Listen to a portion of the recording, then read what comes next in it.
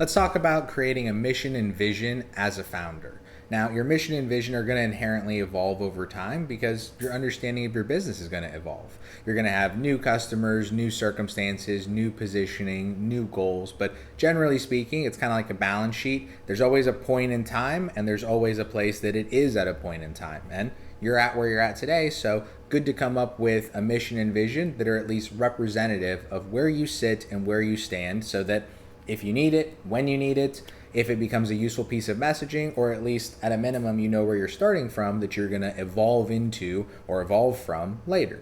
So let's take a kind of a quick look at what a mission and vision statement is, some examples, and how we can, make one ourselves, which thankfully is much more of a copy paste than mirroring exercise. We don't have to get fancy yet.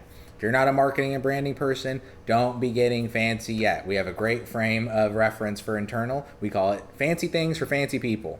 We ain't fancy. We're trying to get stuff done, and that's what I want for you. So let's get after it. So mission and vision. Two big words. They come up all the time. They're left a little vague. You hear them as these kind of floating sentences of grandeur and greatness, but what are we actually talking about here?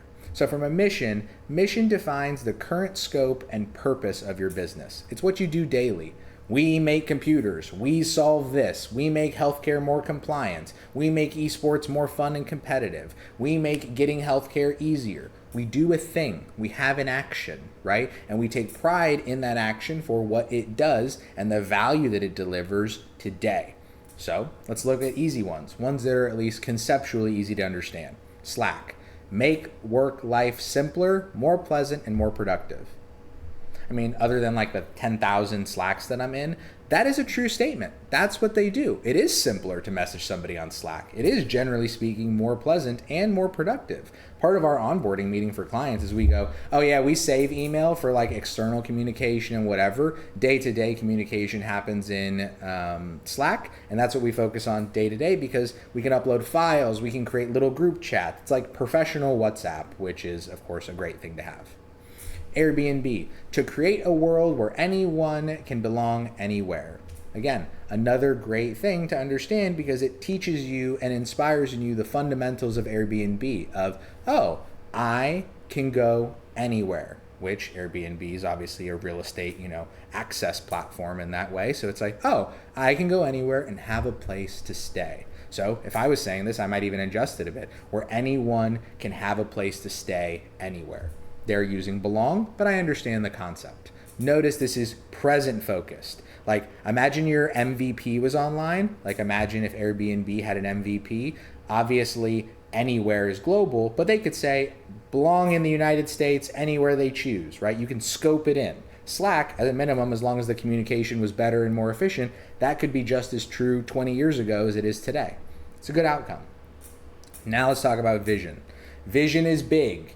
Vision is grandeur. When I think mission, I think of what I'm focused on today and where I'm looking. When I think vision, I think where am I looking towards? What's the mountain in front of me that I'm aiming at? Because I want the vision to be inspirational. It should kind of puff your chest. It should sound big because that's the goal. It's kind of what we're dreaming for.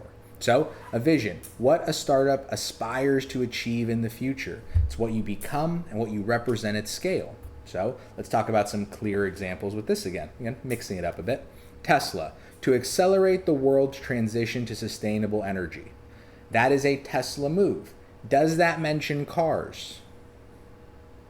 Does that sound a lot more vision-y and changing the world's concept and moving an industry forward, like he's grinding the world itself to try and move it in a new direction?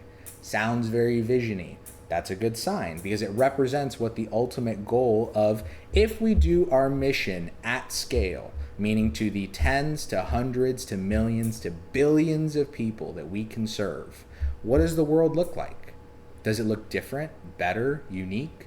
For him, in this scenario, for Tesla, it becomes the world's transition to sustainable energy, meaning a lot of renewables, tends to go faster if everyone on Earth is driving an electric car because it's kind of true by definition. Again, a good sign of a vision. Next, LinkedIn. To create economic opportunity for every member of the global workforce. Now, economic opportunity, big, giant, center of economic development type words, very governmental, right? Sounds global. There we go.